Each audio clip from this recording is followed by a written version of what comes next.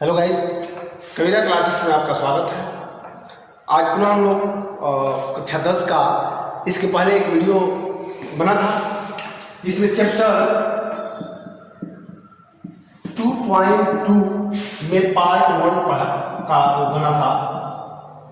आज हम पार्ट 2 लेकर आए हैं आप लोगों के सामने, जिसमें से 2 क्वेश्चन बताया गया था। जो भी दोस्त या जो भी छात्र वीडियो को देख ले रहे हैं, कृपया वो वीडियो जब भी अपलोड हो रहा है आप लोग विधिवत देखिएगा। इसको बहुत सरल और आसान तरीकों से आपको बताने का प्रयास किया जा रहा है।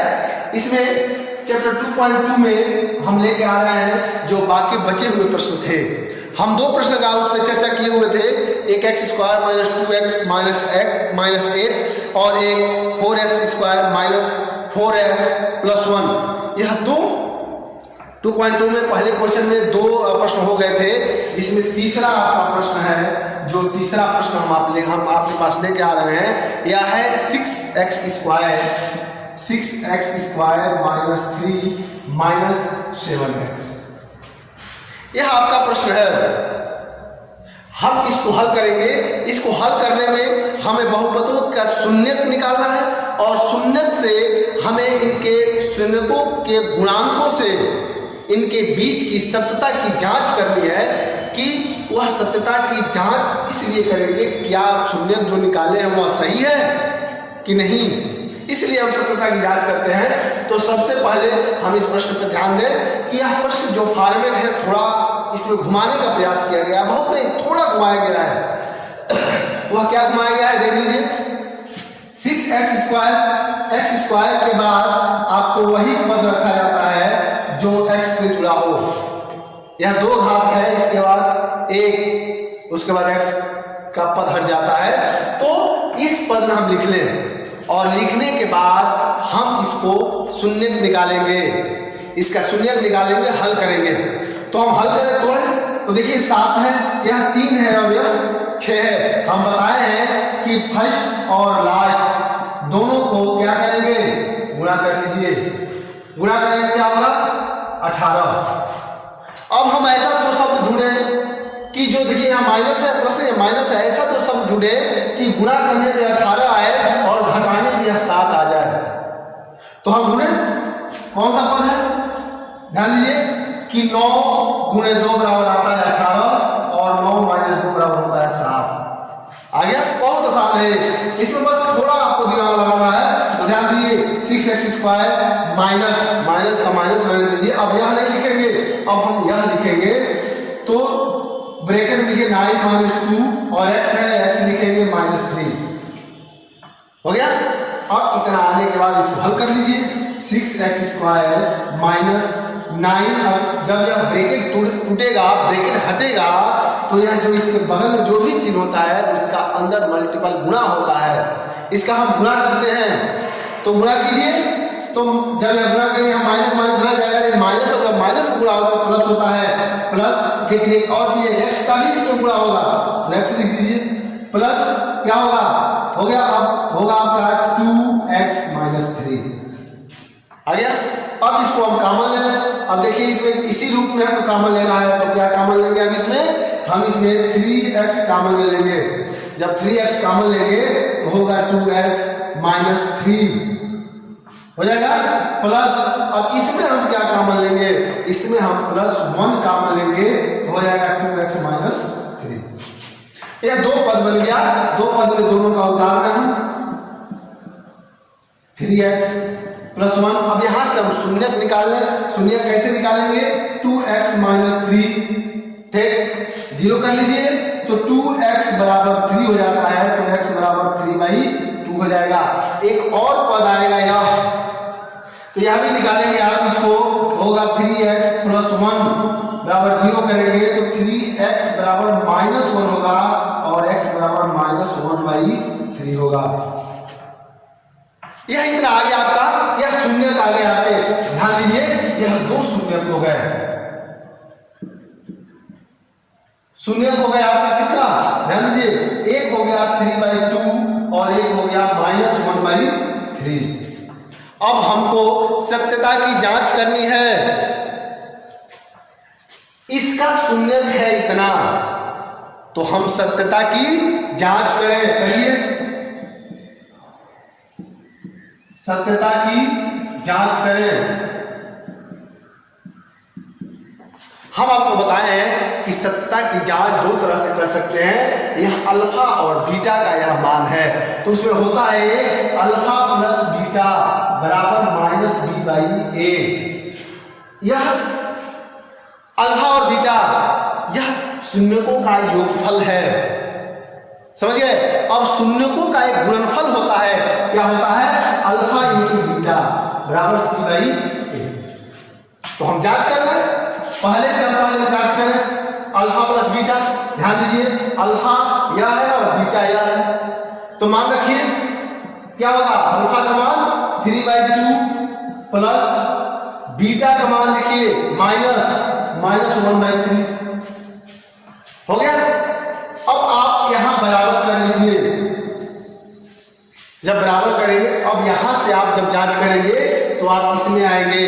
जब यहां जांच करेंगे तो इसमें देखेंगे आप, यह जो सीधा बना है इसमें देखिए, तो कीजिए ककर आए कि -b, तो माइनस को आप उतार दीजिए और b का जगह आप ध्यान दीजिए, यहां x का जो गुणांक है यही b है, तो क्या है? 7 है। माइनस है, देखिए ध्यान दीजिए, -7 और बटे क्या है आपका? अब a x स्क्वायर का गुणांक है, तो क्या है? 6। इतना आ गया। ध्यान दीजिए, इसको हल कीजिए। हल करेंगे तो आएगा 3/2 -1/3 बराबर, ये ध्यान दीजिए क्या है? अब -3/8 7/6 आना चाहिए। अब इसको हम इसका आप देखिए, और जब इसको हम हल करेंगे तो पहले इसका एलसीएम लेते हैं, 6 आ जाएगा, यह काटिए, क्या हो जाएगा? यह होगा आपका, काटेंगे तो 3 दफा जाएगा और इसमें 3 का गुणा करेंगे 9 हो जाएगा, -3 6 और 2 बराबर 7/6, अर्थात यह भी आपका 7/6 है बराबर 7/6, अर्थात सत्यता की जांच हो गई कि यह जो आपका शून्यक निकला है यह सत्य है, यह सत्य है, अर्थात दोनों पक्ष बराबर है, इसलिए यह क्या है? सत्य है और दोनों सही है। अर्थात यह जो 6x² -3x - 7x का शून्य 3/2 और -1/3 यह सत्य शून्य है। इस प्रकार यह सत्यता की जांच हो गई। इसी प्रकार इसमें आप और भी प्रश्न हल करेंगे, क्योंकि इसमें कई प्रश्न हैं, एक प्रश्न पे चर्चा और हम करेंगे इसमें, जो आप लोग सोच भी रहे होंगे कि वह प्रश्न कैसा है। ध्यान दीजिए कि वह प्रश्न आपका थोड़ा बहुत वो नहीं है, लेकिन थोड़ी चीजें हैं उसमें। वह प्रश्न है आपका 4u² + 8u। ध्यान दीजिए, इसमें देखिए, इसमें एक पक्ष आपको नहीं दिया है, अर्थात जो कहा है ax² + bx + c, तो इसमें आपका c नहीं दिया है, केवल bx तक ही दिया है। इसमें बहुत बड़ी बात नहीं है कि bx तक दिया है तो आप इसमें सोचें कि c दिया नहीं है कैसे होगा, कुछ नहीं, इससे भी आपका 2 शून्यक निकलेंगे। आप क्या करेंगे? सबसे पहले आप इसमें आइए, इसमें आएंगे तो आप कुछ कॉमन लेंगे। तो इसमें क्या कॉमन लेंगे? आप सबसे बड़ी बात, पहली बात यह है कि इसमें कॉमन लेंगे आप, तो कॉमन लीजिए। क्या कॉमन लेंगे? 4u कॉमन लीजिए। जब 4u कॉमन लेंगे तो यहाँ क्या बचेगा? u बचेगा और +2 बचेगा, यहाँ पे बराबर आप शून्य कर लीजिए। हो गया। अब इसमें क्या करेंगे? एक 4u बराबर 0 हो जाएगा, तो u बराबर क्या हो जाएगा? ध्यान दीजिए, u बराबर जब 4u बराबर 0 होगा तो u बराबर भी आपका क्या होगा? 0 ही होगा। दूसरा आपका है u + 2 बराबर 0, तो u बराबर क्या होगा? -2। तो इसमें शून्य क्या हो गया? शून्य इसमें हो गया आपका क्या हो गया? 1 0 1 2। फिर आप योगफल का गुणन क्या नाम है, शून्यकों का योगफल और शून्यकों का गुणनफल आप निकाल लें। तो योगफल क्या है आपका, ध्यान दीजिए, अल्फा प्लस बीटा बराबर होगा माइनस बी बाई ए और अल्फा इंटू बीटा बराबर होगा सी बाई ए। निकाल लीजिए सत्यता की जांच, यहां से सत्यता की जांच कर लीजिए। सत्यता की जांच, अब इसमें देखिए जब सत्यता की जांच हो गई है, इसमें जब सत्यता की जांच करना है तो alpha plus beta minus b by a, अब यहां रखिए 1 और 2 रखिए, क्या रखेंगे, अल्फा प्लस बीटा, तो ध्यान दीजिए अल्फा का मान 0 और बीटा का मान 2, रखिए 0 प्लस 2 बराबर माइनस बी बाई ए। तो यहां देखिए बी कौन है, -1 है और ए क्या है, 4 है। हो गया, हो गया। अब आपका यह बी बाई ए हो गया, यह माइनस होगा तो यहां माइनस होगा, ये आपका हो गया। अब आप आइए इसको हल कीजिए, -2 बराबर है, काटेंगे 2 हो जाएगा बराबर -2, अर्थात ये सही है, -2 बराबर 2। अब यही आप अल्फा इंटू बीटा कर दीजिए सी बाई ए।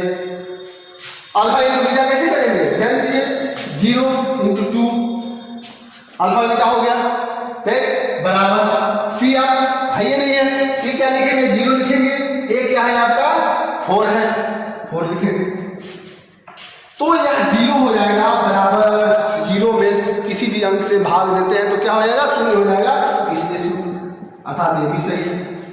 अर्थात यह दोनों पूर्ण रूप से सत्य है, जो सत्यता की जांच करनी है, अर्थात यह शून्य है 0 और -2, यह सत्य है। तो आप लिख देंगे कि 4u स्क्वायर प्लस 8u का शून्य 0 -2 पूर्ण रूप से सत्य है। हम यह बताने का प्रयास इसलिए कर रहे थे कि इसमें एक सी पद नहीं दिया है, इसलिए यह बताया जा रहा था, और आपको यह बताने का मकसद ये था कि आप समझ जाएं कि यह बहुत प्रश्न जो है बहुत डिफिकल्ट नहीं है, बहुत सीधा प्रश्न है। एक और आपको हम बताने जा रहे हैं कि इसी में प्रश्न नंबर 2, क्वेश्चन नंबर 2, और जो क्वेश्चन नंबर 2 है इसमें अल्फा और बीटा का मान दिया हुआ है। आपको बहुपद के माध्यम से, जो बहुपद है द्विघात बहुपद a square plus b x plus c के माध्यम से आपको समीकरण बनाना है, लेकिन अल्फा और बीटा इसमें दिया रहेगा। तो ध्यान दीजिए, वह प्रश्न कहता है एक द्विघात बहुपद ज्ञात कीजिए जिनके शून्यकों का योग तथा गुणनफल क्रमशः दी गई है। ध्यान दीजिए प्रश्न 2 में पहला है आपका, उसमें है पहले में आइए 1/4 और -1, यह आपका दिया गया है।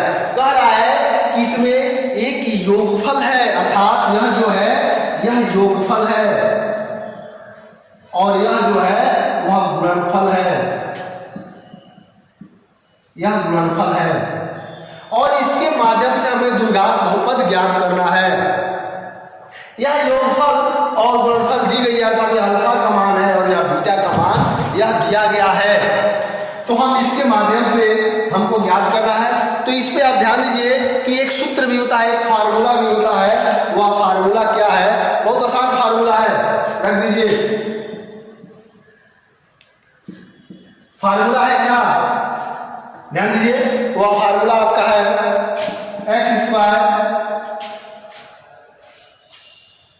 है ना, x square minus alpha plus beta x plus, ध्यान दीजिए, प्लस अल्फा इंटू बीटा, यह आपका सूत्र है। अगर इस तरह का प्रश्न दिया गया है तो यह सूत्र है, इसमें रख सकते हैं इसका। और ध्यान दीजिए, यह अल्फा प्लस बीटा है और यह क्या है आपका, यह अल्फा इंटू बीटा है। इसमें दिया गया है अल्फा प्लस बीटा बराबर 1/4 4 और अल्फा इंटू बीटा बराबर -1। या ध्यान दीजिए, यह दोनों अल्फा प्लस बीटा और अल्फा इंटू बीटा का मान दिया हुआ है, इसीलिए इसमें आसानी से रख दीजिए और ये आपको प्रश्न मिल जाएंगे। तो ध्यान दीजिए एक्स स्क्वायर माइनस, और रखिए अल्फा प्लस बीटा का मान क्या दिया है 1/4, x plus alpha into beta का मान -1 दिया हुआ है। तो हल कीजिए कि एक्स स्क्वायर माइनस 1/4 एक्स -1 हो गया। अब इसको क्या करेंगे आप, इसको हल कर लीजिए, हल करिए बराबर यहाँ 0 कर दीजिए, तो हल करेंगे हो जाएगा x square 4x square minus x और -4, क्योंकि हम इसका भी जो बटे में है वह एक ही होगा, कुछ नहीं है, और इसका हम लसा लेंगे तो वह क्या होगा 4 ही होगा। तो इसीलिए हम इसका तिरछा गुणा करा दिए हैं, लसा लेने से 4 के नीचे एक है तो तिरछा गुणा करा दीजिए, यह हो गया, और बटे यह 4 हो जाएगा बराबर 0, बराबर 0 हो गया। अब क्या करेंगे इसको 4x square minus x minus 4 बराबर 0, यही आपका द्विघात बहुपद है। अर्थात यह द्विघात बहुपद के माध्यम से आपको यह बताने का प्रयास किया गया है कि इसमें कोई दिक्कत ना हो, यह द्विघात बहुपद, लेकिन यह जो है यह आप 0 कर देंगे तो यह 0 आपका द्विघात समीकरण दिखाने लगता है, इसलिए 0 को हटा दें और यह आपका हो जाएगा द्विघात बहुपद।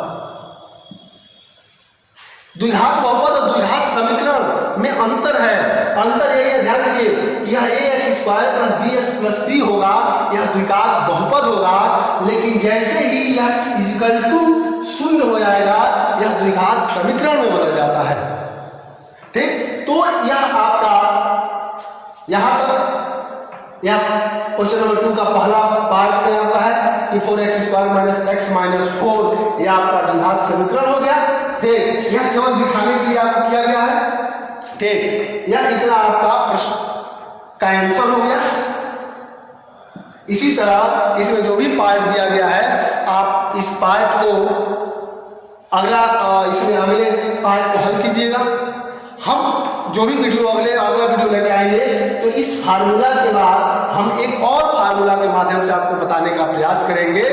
ठीक, इसीलिए आज आप यहीं तक पढ़िए और जो भी प्रश्न इसमें बच रहे हैं उसको हल करने का प्रयास कीजिए। अगर नहीं समझ में आ रहा है तो आप हमारे कमेंट बॉक्स के माध्यम से हमें सूचित कर सकते हैं, हम उस पर आपका सॉल्यूशन का समाधान, जो क्वेश्चन होगा उस क्वेश्चन का समाधान करने का प्रयास करेंगे। इसीलिए आप बने रहिए, हमारे वीडियो को देखते रहिए, लाइक करते रहिए, सब्सक्राइब करते रहिए। थैंक यू, धन्यवाद।